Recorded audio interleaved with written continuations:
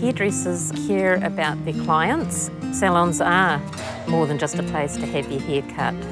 We're the first port of call and we're the family. We're the ones that want to reach out and help you. It's showing people that as a community, we're caring and we're there to support. Family violence has been a problem in our area. Don't be afraid to ask people if they need help. The It's Not OK campaign is about social change and community change around people's attitude to family violence. 1 in 3 women will experience family violence in their lifetime. So if it isn't happening in your family or wider whānau, it's probably happening to someone you know. Family violence comes in many forms. There's the physical violence, which everyone knows about, and then there's the violence that's not so open, like psychological and emotional abuse. The idea around involving hairdressers first came about when we heard Kelly speak at a It's Not OK hui in Wellington, and she talked about making her salon violence-free. I decided to commit to the It's Not OK campaign because I felt it was important, being an advocate of domestic violence, that I had a campaign behind me supporting me. I grew up in family violence. I've experienced it with a partner, and I have children, and I want the cycle to stop. Some of the signs that we've seen is bruises, things like hacked haircuts, set orders of how they can have their hair, what colour, how long, constantly checking their cell phone, watching the door, not being able to look at themselves in the mirror. I question bruises. I question behaviour that my clients might experience that was different from the last visit.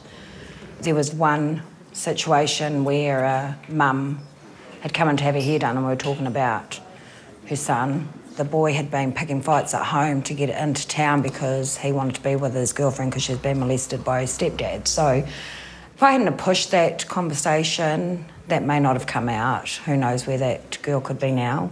We actually have connected quite a few victims with help. Lots of the community are self-referring, which is really cool. People just are becoming less frightened to speak out about it.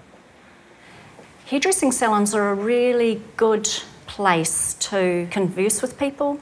They're a little more relaxed, their guard is down, and they feel comfortable because they've usually been coming to you for a while and they know that you're going to be trustworthy. We've had some really positive outcomes through being more aware of family violence. People have opened up to me and spoken about situations in their lives, men and women. So I would basically just say to them, how's everything going in your life at the moment? How are things in your family? And often they'll say, oh, it's been a stressful time, or is there something I can do to help you? And then really you've got to respect the client's wishes. We're not there to solve the problem, we're there to refer on. There are counsellors out there that can help. My first experience with It's Not OK, they came through to us at the college to do a bit of a tutorial for the students.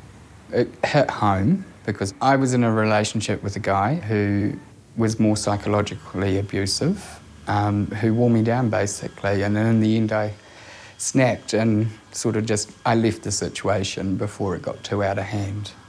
I've had clients in the past that have been in abusive relationships. My client that was mentally abused, she had no confidence, couldn't even look me in the eye when she came in to get her hair done. By the time she did leave the country, she could look me straight in the eye and she could smile. The response from the students has been very good.